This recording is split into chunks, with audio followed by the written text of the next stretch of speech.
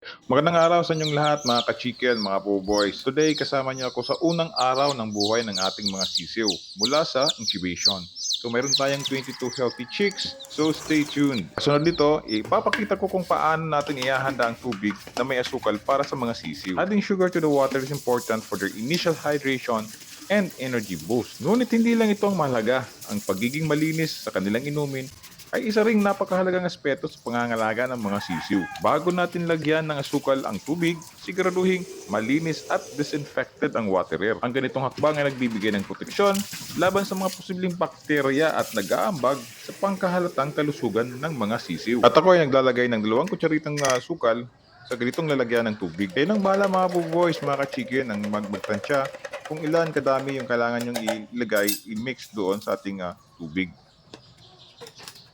At ayan na nga mga ka-chicken, nag-aabang na sila doon sa kanilang inuming tubig na ibibigay natin mamaya-maya.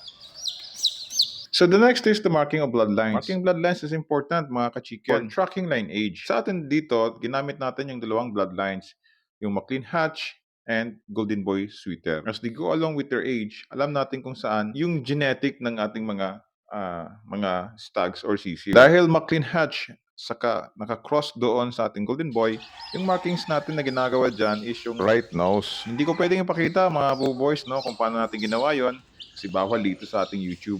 But anyway, after ng pag-marking natin, it is important to give them right away yung ating water solution na may asukal, yung tubig na may asukal. To provide them with the anti-stress solution. So we're done with the markings. So the next is we will transfer them to the brooder. Yung brooder setup natin is very crucial to providing a comfortable and safe environment for our newly hatched chicks. Ito kasi yung magiging pansamantalang tirahan ng ating mga chicks. Okay?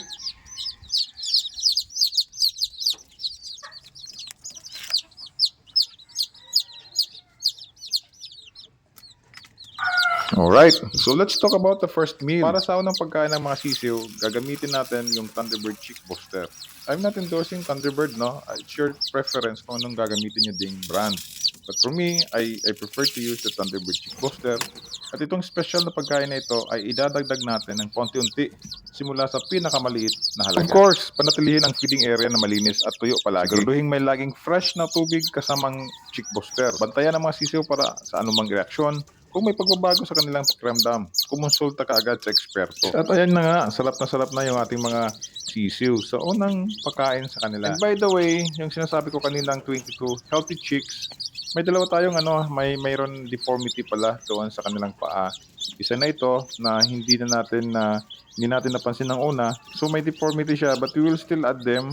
We will still join them sa karamihan, and then siguro after a while baka pwede na nating i-dispose para mas lalo pa nating mapa-improve ang pagpapalaki at pag-aalaga ng ating mga sisiw. Ang iyong mga suggestion at rekomendasyon ay napakahalaga. Please comment it down below. At ito na muna ang ating day 1 video. Salamat sa pag-join.